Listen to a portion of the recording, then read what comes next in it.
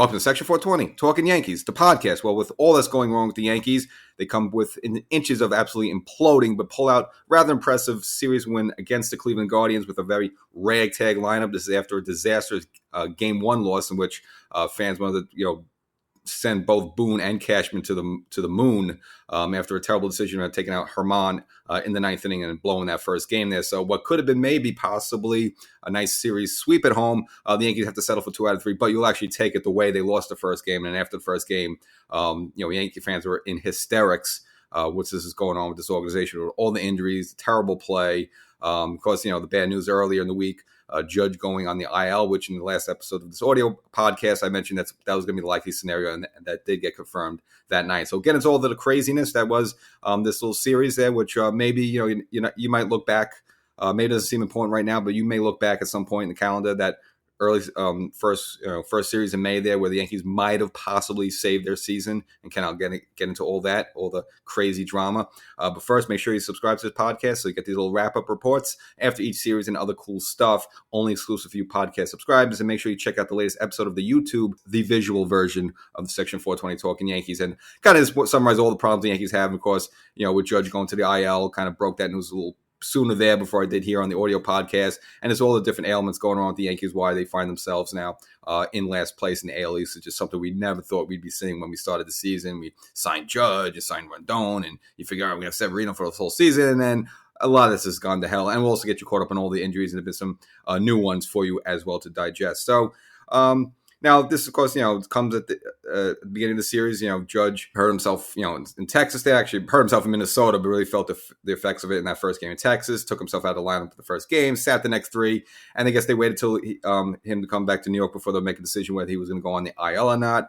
So in the first game, they actually took batting practice. He wasn't in the lineup, but took some swings, and they were going to let him take some swings and then evaluate from there if he needed a stint on the IL, which, again, I kind of mentioned that it was just looking like that was going to be the case with him, and they've confirmed it. So he was going to go on the 10-day IL. Now, it is retroactive. So since he did miss the 3 games in Texas, so you could retroactive back to that first game mix there. So he can come back as soon as Monday, I believe the 8th. So, he could be back by Monday. So we'll see if that's the case. That's when he could technically be available. But again, they might give a few more days. We'll see how that works out. But we got a little further bad news. Of course, Lou Trivino, who hasn't thrown a lick all spring as well as the beginning of the season. Again, he's been dealing with the elbow issue. Now, he went to go get a second opinion in Los Angeles, and now the second opinion basically, I guess, confirmed whether this is a confirmation or just a different opinion. But nevertheless, after visiting the LA doctor, Trevino decided to go for Tommy John surgery. So he's just done for the rest of the year. Goodbye there. And what really makes that bad, I mean, it's not really a big loss. I mean, again, Trevino's is like a mop-up guy anyway. But you just look at that trade that Cashman made last trade deadline, getting both Montas and Trevino's kind of throw in that deal. And both of them end up going on needing Tommy John surgery. So you just got to shake your head as what did the Yankee medical staff not find in both of those elbows that, they just okayed that trade. I mean, it's bad enough the Montas one, but now the throw-in also needs Tommy John. And so, I defend Cashman a lot, but that's just really so bad on his part. And it may not his fault. I know it's a medical thing. There could be a little tear there and something you don't pick up in the microscope and all that stuff. But still, that just makes that trade just so much more lousier. And Cashman actually, after the second game there, needed to stick his head and finally make a statement that everything's okay. We're in control of the ship and like that. Just from all the hysteria he was getting from the flack from both fans and in the press with people panicking about this team. But we'll get into that in a second. And of course, broke this on the YouTube channel, but also just again mentioned here for you folks as well. In case you didn't hear, of course, Jonathan Loizaga, who we've been waiting on.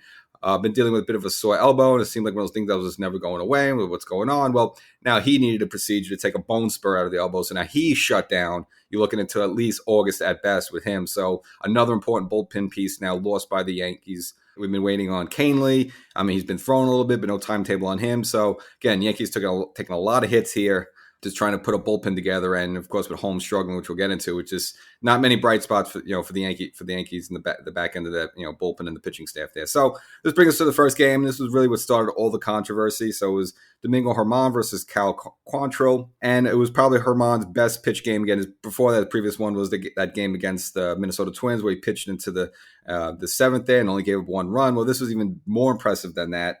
Now, the Yankees got him finally some run support in the third inning, thanks to Jose Trevino, who's, he's heating up a little bit at the bat. I had a big hit in the third game in this one. Hits a home run in this game. Of course, he had a home run in Texas as well. Hits a home run here, gives the Yankees an early 1-0 lead. And then LeMahieu with an RBI single also in the third, able to score another run. So it gives Germán a little bit more cushion. And he was just rolling along in this game. Gives the Yankees a 2-0 lead. But all the drama happened until the ninth. Now, Germán at that point just had one hit, had 6 strikeouts. Now, he does get a strikeout in the ninth inning against Marcus Stroh. And then Quan hits a single, and it was only Germán's second hit given up in the game. But at this point now, he's up at 88 pitches. Now he's into the ninth inning, and this is where Boone makes probably the big, the fatal mistake, takes Germán out for Clay Holmes, the quote-unquote close. And now this is where all the controversy happens, and I got to break this down a number of different ways. Okay, a lot of times when, before the game, both, I'm sure him and Boone and Matt Blake have a plan for these pitches. All right, how many pitches can he go? Where can he do? They test all these things out. And probably Germán, at least this early part of this season, his wall is probably 90 pitches, where they feel, all right, at 90, we take him out. Now, look, you can say, hey, come on, this is not old. This is having some old school baseball. Let him just finish the game out. He's pitched his heart out. Who knows? He has only a 2-0 lead. You still had one out. You could still gather that that's true. But also you got to look at the fact that, like Cleveland at that point, Germán just gave up a hit to their leadoff hitter. Now you got the meat of their lineup just about coming up. This is, Germán's like fourth time them seeing Germán. Chances are they finally maybe pick up on something, or, maybe he finally tires out after 90 pitches and then maybe gives up somewhere a 2-run home run, and then you're kicking yourself. Why not take him out for a fresh arm? So it's a bit of a damned if you do, damned if you don't. It's hard to tell. Again, unless you're sitting in that dugout, unless you know Germán and you got a feel for the game, yes, you could kill Boone for that decision. On the other hand, they know things that we don't know. And there's a reason why you want to maybe pull Germán out. Then also you have to look at Clay Holmes, where up to that point, he hadn't pitched since April 26th. And overall, he has not gotten a lot of work. Mainly the reason because his Yankee team has been bad. And that's really the overall problem. It's not really that the way they lost this first game. It's just the team's been bad. And now you're just grasping for any win you can. And when you give up a win just the way they did, it hurts tenfold. And you just want to fire Boone, fire Cashman, get rid of this guy, get rid of that.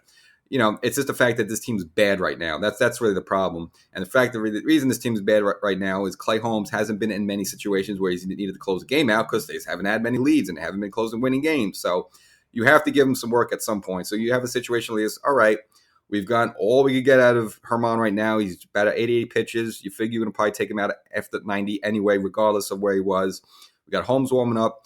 We need to get Holmes right, because, look, if the Yankees don't have a stable, good, high-quality closer that could close out games, then none of this is worth anything. Then just forget about the postseason, forget about the World Series. Whether it's Holmes or someone else, if you don't have a good close that you can rely on and get consistent work, you're not winning the World Series. So then again, forget the whole thing. So I can understand why, with one out, Germán may be tiring. You got the top, the meat of the lineup coming up. They've now faced Germán already 3 times. This will be the 4th. Chances are maybe they could pick up on something. There's a good chance he's maybe tiring out and he could, get slapped around and give a home run. You could look at that as way as well. So, yes, it turned out to be the wrong decision. Maybe I would have stuck Germán if I was the manager, but you can understand why the decision was made. You have to get Holmes work. You have to get him on the right track.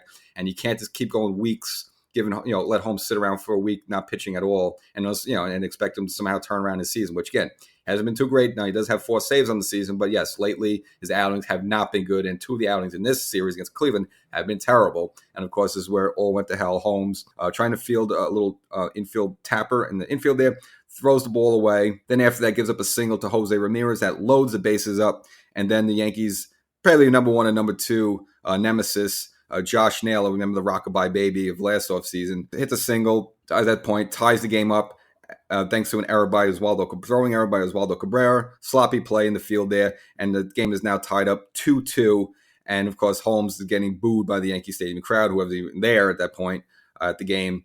And he comes out, does not record a single out. Again, this is a sloppy performance. Now, Wandy Peralta comes in with the bases loaded situation, gives up a walk, walks in a run. So now the Yankees are behind 2-0. Now Peralta able to get Gonzalez to fly out to finally end the damage, but the Yankees, going to the ninth with a 2-0 lead, Germán rolling, and now come out at a 3-2 deficit. and it just loses in excruciating fashion. And again, Holmes is just absolutely terrible. But how about Holmes does his job? You want to blame Boone, but Holmes is your closer. You expect him to get outs. How about he just does his job, and then you're not worrying about all that stuff? So a lot of blame to go around, a lot of anger, and of course, again, a terrible way to lose a game for the Yankees.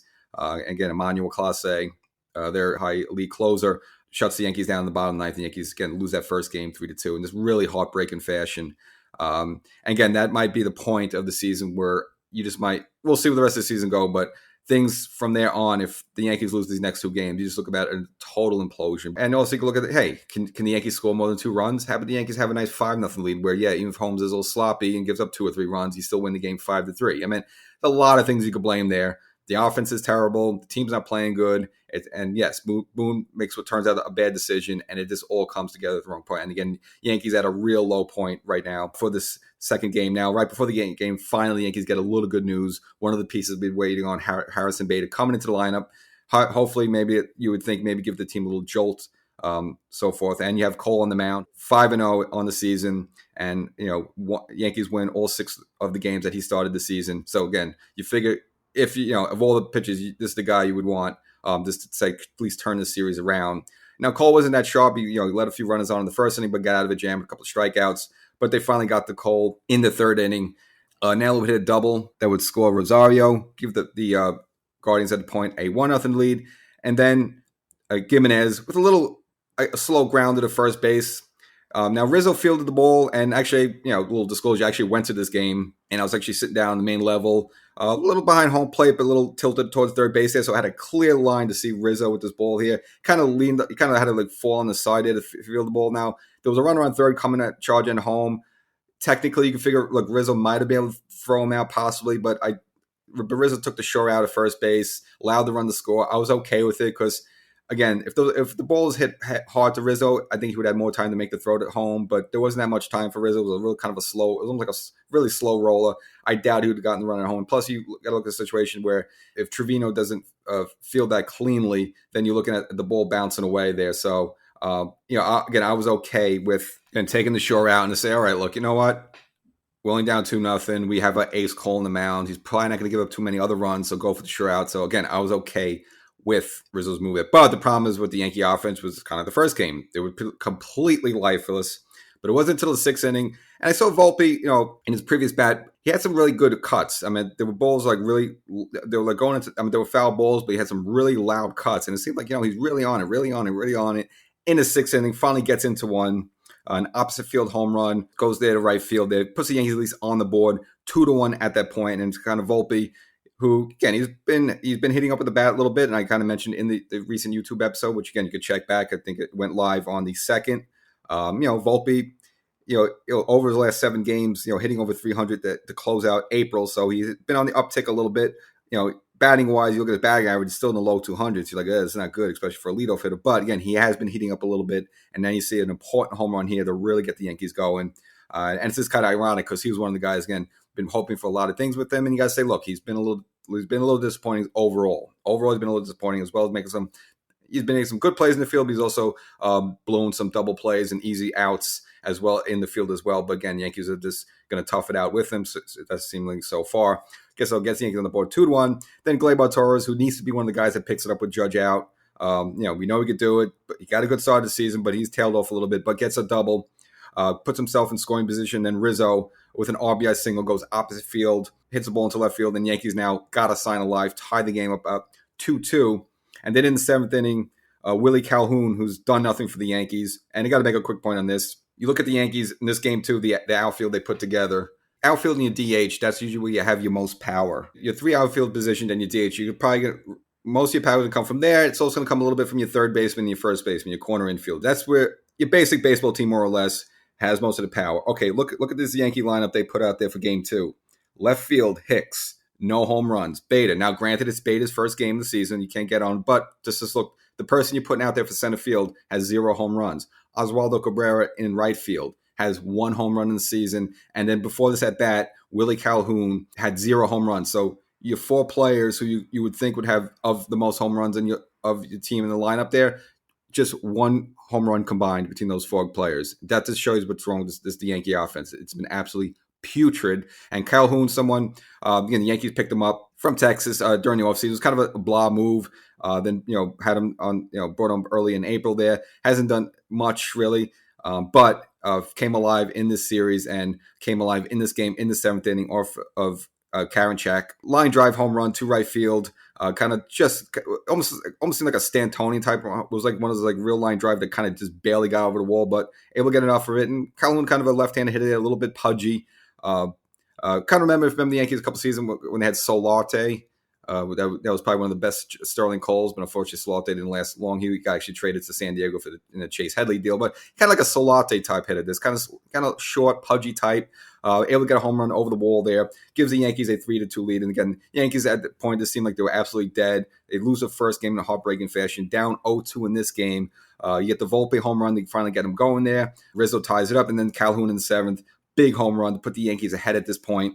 DJ LeMayo would later add an RBI single. And Volpe also later in the game, I believe it was in the eighth, got on base, and something he's been great at, steals a bag, put himself in scoring position, and of course then DJ followed up with that RBI single. So yeah, you credit DJ for getting a hit, but credit Volpe as well, getting himself in scoring position. Again, Volpe starting to really impose his will on the game a little bit, and you see him kind of doing the things that we were hoping he would do. Maybe we didn't see in April, but now we're definitely seeing a little bit more as we start May here.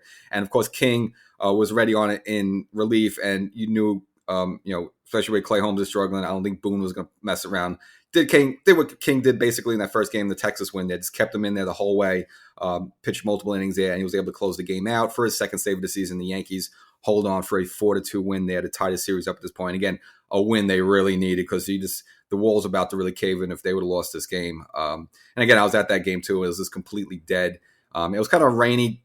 It rained early in the day. It was just kind of a freezing, kind of a 50-degree cloudy day. And I think also with no Judge in the outfield there, the bleachers were empty. I mean, they did the roll call before the game there, but the place was completely empty. And I just think this from the team playing bad, kind of a lazy Tuesday night in May. And it was just a lot of negativity around the team. And for them to come out with a win here, really big for them. But then that brings it to game 3, where you're counting on Clark Schmidt, who again hasn't really been great for the Yankees over this season, against probably one of their better pitchers, Shane Bieber. Now, this is before the game. Cashman came out and gave little statements like, hey, this is a professionally run organization. We know what we're doing. Don't worry, blah, blah, blah. It's like, okay, yeah, but you got a lineup of, a bunch of guys. Basically, anywhere you go from the 5th place hitter down to the 9th place hitter is like hitting 200 or under with no home runs. And you wonder why, people are in hysterics right now. Nevertheless, Schmidt got a little bad luck from his defense. So Rizzo committed an error. There was already a runner on, but now allowed 2 runners to be on. So again, really wasn't his fault. And then Schmidt surrendered an RBI single to Josh Bell. That scored Rosario. And then later on, Andres Jimenez with an RBI single of his own scored Ramirez. So put the Yankees in an early 2-0 hole. Yeah, Schmidt pitching over 30 pitches there in the first inning. Again, yes, he wasn't sharp, but also you got to look at the fact that, yes, he was let down by his defense a little bit as well. So can't totally blame Schmidt on that. And then from there on, Schmidt kind of settled down and maybe collectively had probably maybe his best start collectively, maybe first or second best start for the Yankees there. So gives a little sigh of relief. Again, I was pretty much ready to just give up on Schmidt totally. I still feel the same way. He's just better served as a middle reliever. He's not a starter. And again, once one of these main guys come back, I think he's going to be the guy who gets bumped first before Herman. Herman's been more impressive. Even John Brito has been a little bit more impressive overall than Schmidt. I think Schmidt just goes to the back end or the middle part of the bullpen, which maybe is just going to be needed with the news that Loaiza is going to be out, as well as now, of course, Trevino out as well. So the Yankees could use the reinforcements there more than using Schmidt as a starter there. But nevertheless, Yankees finally get on the board in the 5th. And that gentleman again, Calhoun, hit his first home run of the season just the game before. Gets another one in there in the 5th inning, hits this one a little deeper, kind of in the Yankee bullpen there. Puts the Yankees finally on the board, kind of cut the lead in half 2-1. And then Jack Bowers, who we haven't seen since he crashed in a wall, Texas. Again, the MR in his knee was fine. Finally in there, his first game at Yankee Stadium, his second at bat in the 5th there. Hits a home run as well, so the Yankees tie the score at that point, 2-2. And that brings us all to the fun in the 9th. And again, another crucial Boone decision. Now, in the 9th inning itself, a little collision in the outfield there between Bader and Kiner Flefer, who was playing left field. Again, we've seen Kiner Flefer in center field, but also now putting him there in left field as well. And this is show the problem with the Yankee team. Like Kiner Flefer, all things considered, he should either be on the bench or playing third base. He's not an outfield, but this fact that they have to force to put him out there just shows the ails, the problems with this team. The reinforcements were not there when all these injuries happened. But nevertheless, you're kind of stuck with Beta. Now, Beta and kind of Fleffer had a little collision out there. Now, Beta needed to be taken out of the game. But after the game, Boone gave statements that, they would put him through the concussion protocol, but they said he was in good spirits, he was laughing, he was having a good time. So it doesn't seem to be like anything too serious. It's the guy's only second game back and already could possibly be hurt again. But again, it doesn't seem like anything is going to be serious. We'll see. But if he goes through the concussion protocol and they see something bad, don't be shocked. He's on the 10-day IL. This is the way that it's been going for the Yankees this season. But again, another crucial turning out Boone bad decision happened in the first. So Marinaccio had 2 outs in the 9th inning, and I guess again Boone could have pushed him a little further, but I guess Boone just wanted to limit his throwing there, so he brings out our good friend Clay Holmes. And they get just to get one more out in the 9th inning. He just had to get one out. That's all he had to do. Very simple, but no. Against Marcus Straw, gives up a double, and then Oscar Gonzalez, who in the game early as a pinch runner, hits a single, and of course Straw easily scores with 2 outs from second base there. And now the Yankees are behind 3-2, and get Holmes just another miserable performance. Can't even get a crucial out there when he needed to. And again, people want to go back, well, why didn't you just leave Marinaccio for another pitch there? But Boone said in this post-game conference that regardless of whether Marinaccio got 2 outs or did not get 2 outs, he was going to Holmes for that third batter. So that was Boone's claim. But again, now this looks like another bad decision. You pulled Harmon out for Holmes in the first game. He was absolutely terrible. Now you pull him out in this game, and he gives up a double to the first guy he faces. So again, I defend Boone a lot as well. And Holmes, I like Holmes as well, but he's just really out of whack now. He's not in a good place, and you just can't trust the guy right now. So I don't know what they're going to do moving forward. But the Yankees finally show some life in the bottom of the 9th against Emmanuel Clase. Again, tough close. The guy throws triple digits. But Rizzo is able to get a leadoff single, hits the ball into center field there. Now, again, Rizzo's not the fastest runner in the world, so they lift him for Peraza. Now, Peraza is able to steal second, but in the steal attempt earlier, rolled his ankle over, so a little hobbled a little bit, so he actually needed to be taken out of the game. So they needed a pinch runner for the pinch runner. So actually Hicks ran for Peraza there at second base. Now, LeMahieu would ground out to first, doing the right thing, taking the ball opposite field there towards first base, allows Hicks to move into scoring position. And then Willie Calhoun, again, the hero from the second game, again, hitting a home run early in this game. Big RBI single, opposite field against Clase, takes the ball the other way, and able to tie the score at the point, 3-3 at that point. Again, Yankees come back and again salvages this game, which again would have been another brutal loss. Even the fact that they won to take game 2, great, but to still to lose this game the way they did, just with the bad decision to bring Holmes in, this would have been another heartbreaker. But again, the Yankees are able to cling on their fingers on the edge of the building just to hold on to this. I don't say the whole season would have gone, but I think this was a really important series. Just all these different reasons, all the different going, and have this kind of ragtag group kind of come back. I think it's something that's going to be something you're going to remember probably when we look down the road at this. But again, still got to get the business at hand. So Albert Abreu with a shockingly clean inning. Now, kind of interesting. So he gets a strikeout of Rosario.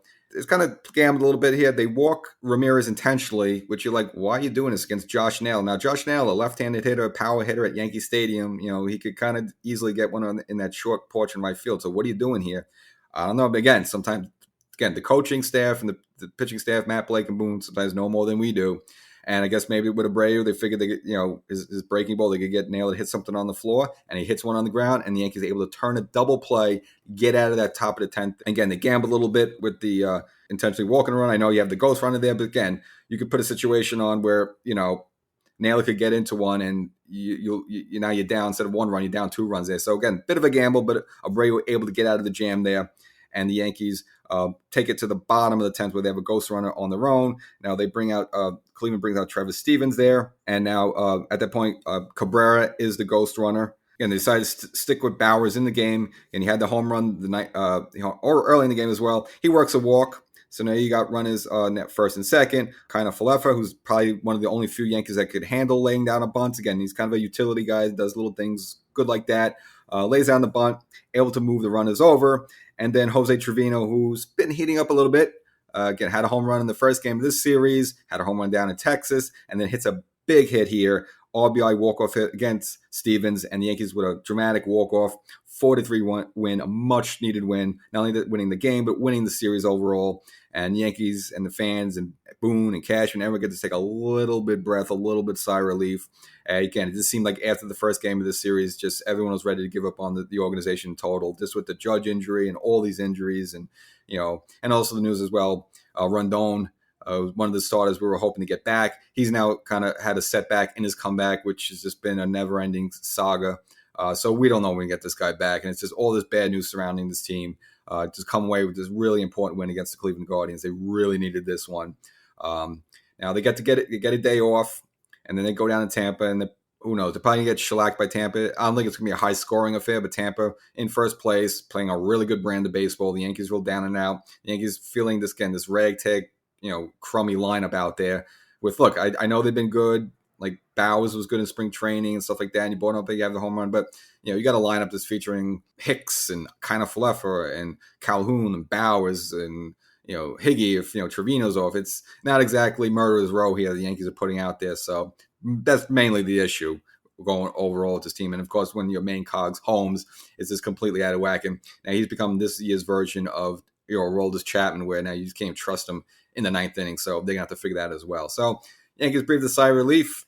Still find themselves in the basement of the AL East, shockingly, but are finally 17-15. Again, after losing that first game, they were at 500, and again, we're at a point where they were almost going to slip under 500. That just would have been even more of a disaster, but at least pull themselves out of the depths there. But it's still got a lot way to climb. So again, they're going to have these games against Tampa, plus later in the month they have 4 games against Toronto, 3 against the Baltimore Orioles. So they can climb up the AL East against some of the foes, but really put themselves in an early hole here. But again, I think we're going to look at some point, it'll say the Yankees right themselves, they get the pieces back and things, a little bit more stabilized. You're going to look back at this Cleveland series where it just seemed like everyone was ready to give up on them. And it got to the point where, again, Cashman had to come out and make these public statements that don't give up on us, we're right, blah, blah, blah, everything will be okay. But you get to see, people just really upset with this team after that first game, and kind of the way they come back in the second game down 0-2 by a 2-0 score, and then in the 6th inning, Volpe, one of the people you hope are going to be the future of this team, gets the Yankees on the board, and then again, the Yankees get a little rolling from there. But big, and then of course, again, big contribution home runs from Calhoun and Jake Bowers in Game 3. So big important series for the Yankees to come away. Then again, they're probably going to lose at least 2 out of 3 in Tampa. I expect they might even get swept in Tampa. I don't know, but it's a little different situation on the road. You're not expecting to win those games. This game, again, this series against Cleveland, they really needed this, especially the way that road trip from hell in Minnesota and especially in Texas, just getting shellacked in Texas in that final game there, 15-2. Was just the team was really at a low point, and again, really needed this win. So good for them, for the Yankees. So we just wait for them to kind of hold down the fort. You hope by early next week you get Judge back in the lineup, and now that maybe some of these guys like Calhoun are heating up a little bit, and maybe some other guys can contribute. Maybe that changes things around a little bit. We'll see. So kind of a long episode, but again, it was an important series, very big series for the Yankees. So kind of need to go over the drama. Again, the decisions by Boone in the 9th inning to go to Holmes. A lot happened in the series. It was kind of a crazy series, but nevertheless, the Yankees thankfully come away with the series win. So we'll catch you in the next one. The Yankees get a game off, and then Cinco de Mayo, they kick it off in Tampa. Catch you next time.